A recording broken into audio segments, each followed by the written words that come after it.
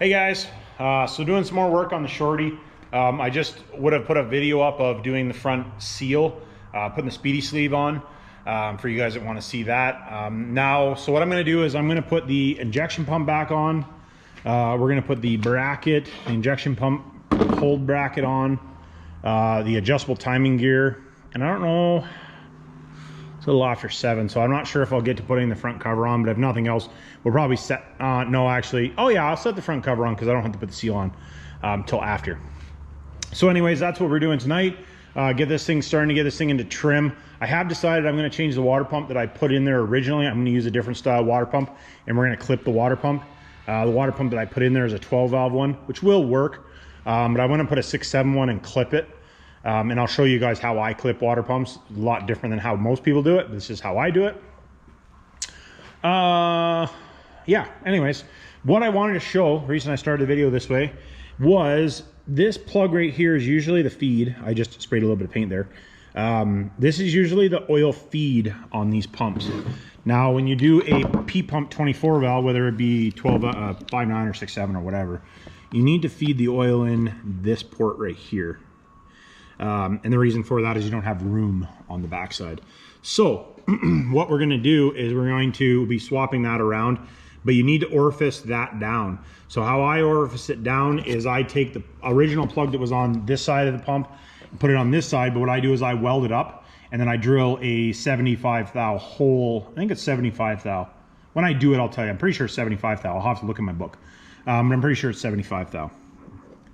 And now when we look in the, when we do that, I'll list it how I do it anyways. So we're gonna get putting this thing in there, and I'll throw in a time lapse because it's the same process. If you ever put one of these things in, it's pretty simple.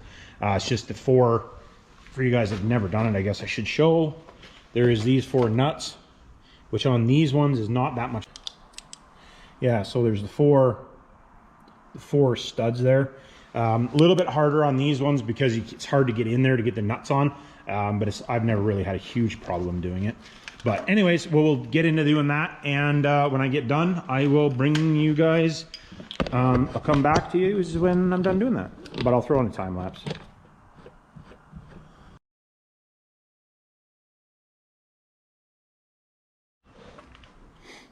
All right, so just so you guys don't forget, you want to put your timing pin in there. Now, when you're doing this, and I completely forgot to do it, being boathead that I am, you want to make sure that you clearance the block a little bit on the inside before you put the timing case on, because if you don't do that, then you have to cut that, which isn't a huge deal because it doesn't really hold anything per se. But if you clearance the block a little bit on the inside, then that'll go right in there. That's what I did on the race truck. Worked perfect. But anyways, what I'm going to do is I'm going to throw this into time lapse now. I just put that in there, throw a time lapse, put the pump on, and like I said, and the other stuff that I was talking about earlier. So anyways, just wanted to mention that. All right, putting the injection pump in there. Really not too hard to do. If there's nothing in the way, it makes it easier, obviously. But the 2 inside nuts, I usually get them started before I get the pump on the whole way.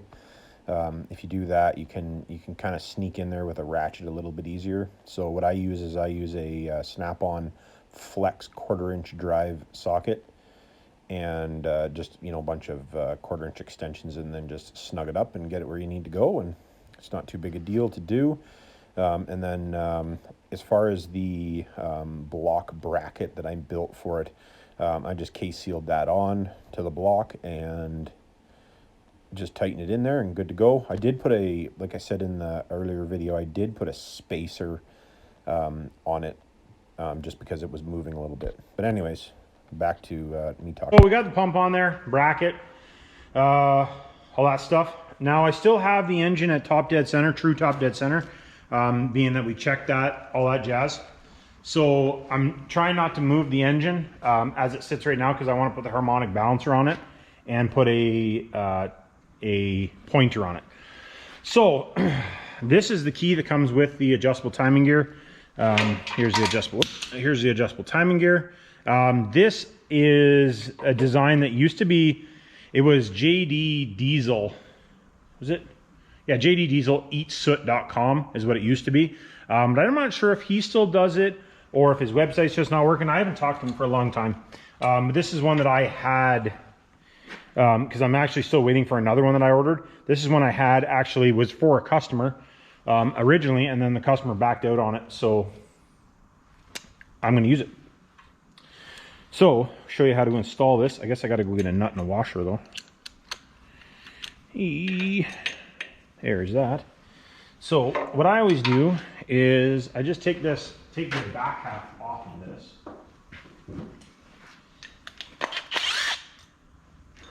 For you guys that are, while I'm doing this, dropped the nut or a bolt. Where'd it go?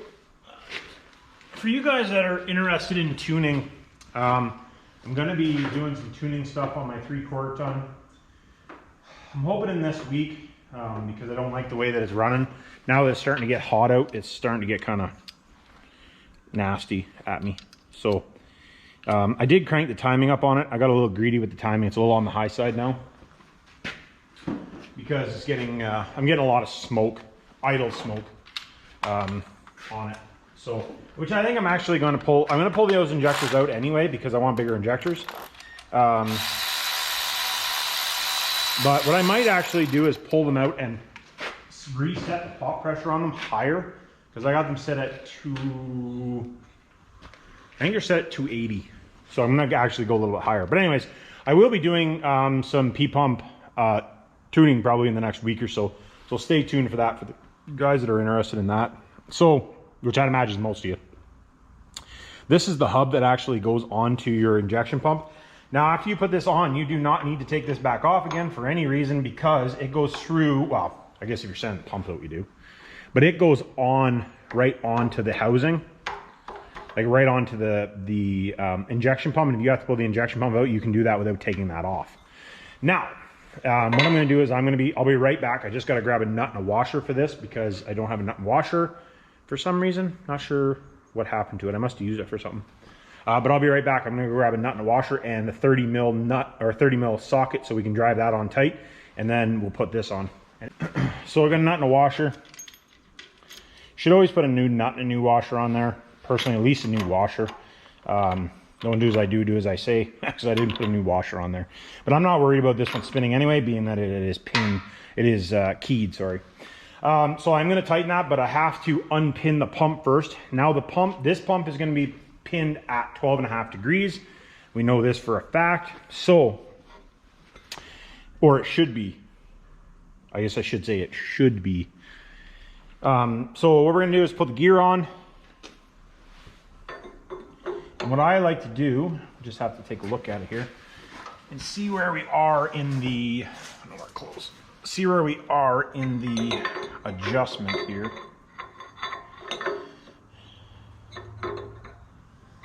Because I want to be, nope, that's not.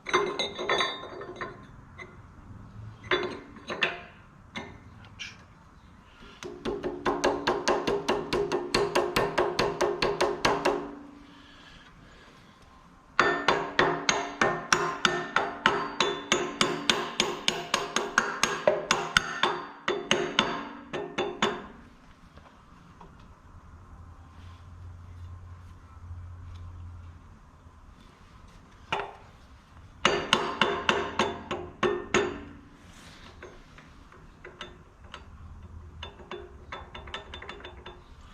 Okay, so we do have a little bit of, you can hear the gear lash in there. That's something that you want to check to make sure that you have gear lash.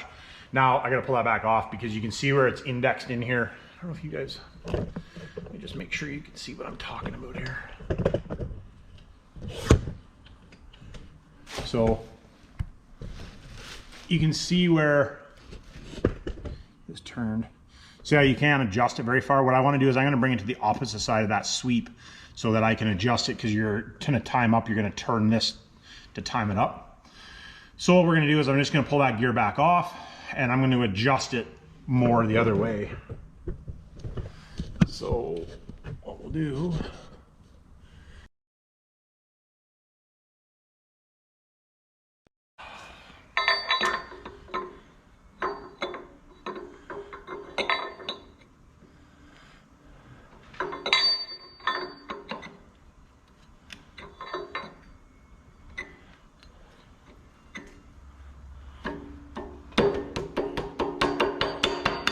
There we go. Oh, lost the light. Lose my light. Okay, there we go. Put the light back. So now we're into the position now where we can figure out where our little bolt is going to go, because that's our locator for locating where the timing is going to be. Still a good idea, in my opinion, to check to see what your timing is at, like with an actual gauge. Myself personally, you just basically have to figure out which one of those it fits into. So we are fitting into, I would say, just whichever one it's going to thread into. I would say it's going to be that middle one right there.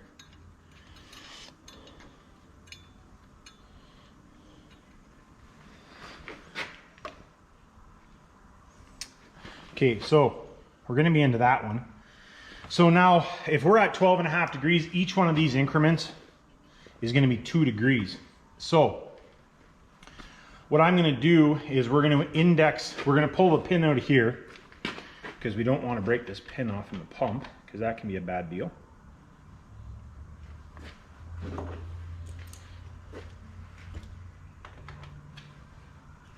So what we'll do is just flip that pin around, put it back in there. If I remember right, that is not the right size. Just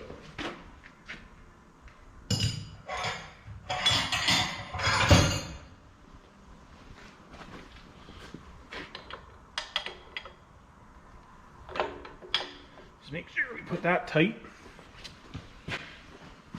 That's not even the original.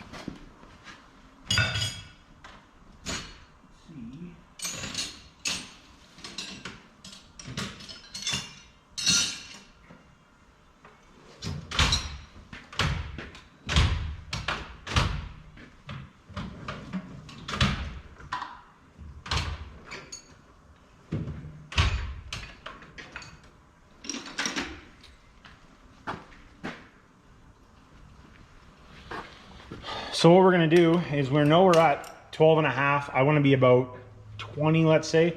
So that means we need to go 4 holes. So we're going to go 4, 1. We're going to go 4 holes from where we are. That's the one we were at. So we're going to go 1, 2, 3, 4.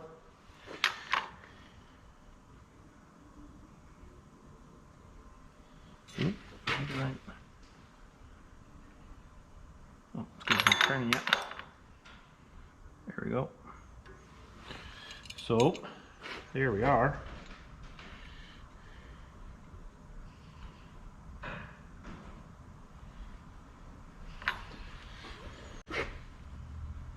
So that's going to be the one that we want to pin into. What I'm going to do is just run that in quick. The opposite direction. And what, I'm going to verify the time before we start it anyway.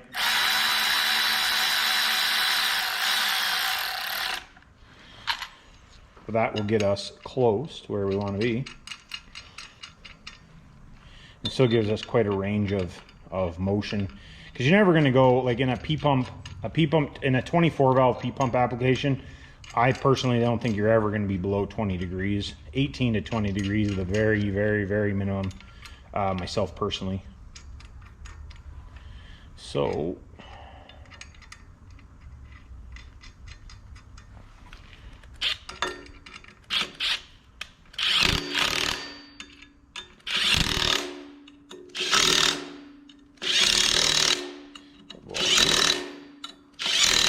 tighten these all up, make sure that's good. That's tight.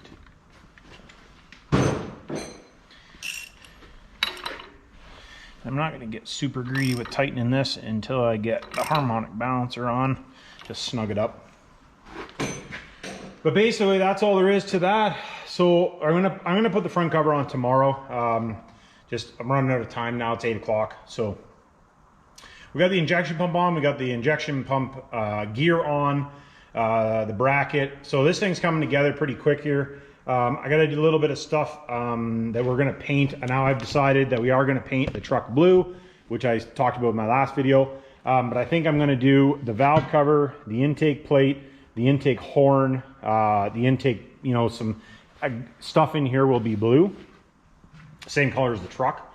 So that, and then I'm going to leave the front cover chrome or shiny aluminum, just because. So anyways, like, subscribe, hit me down in the comments. Oh, actually, you know what? A little sneak peek for you guys that are still watching. I do appreciate you guys watching the whole videos, because it does make a difference if you watch the whole video. Helps the algorithm and makes me happy, I guess. I don't know. This one's going to be getting a little bit long. I guess, I don't know exactly how long it's going to be. It's probably going to be 20 minutes long, though, overall, I'd imagine. So, I was monkeying around yesterday, because I like to, you know, get everything set up for you guys so I don't have to make the videos too long, with some transmission stuff. So you guys have seen me, this is the overdrive housing for my transmission. The one I put together is actually for Shay's transmission. But I'm waiting on one bearing, one of these bearings. I thought I had a new one, but I did not have a new one. So hopefully that'll be here this week. And then I bought a new sun shell for the no, not sun shell. What do they call it? For the planetaries anyways. But I did get, I got everything figured out. So we're going to be putting an 8 clutch disc setup into the direct drum. I'll show you guys how to do that in a later video. This is a kit that I bought. This is my billet input shafts, my steel forward clutch drum. And then I'm going to have 5 forward clutches. And then I have the aluminum billet piston inside there as well. I'll show you that in a later video. I just, little sneak peek for you guys that are still watching. So anyways, like, subscribe, hit me down in the comments, and we'll catch you tomorrow. Take her easy, boys.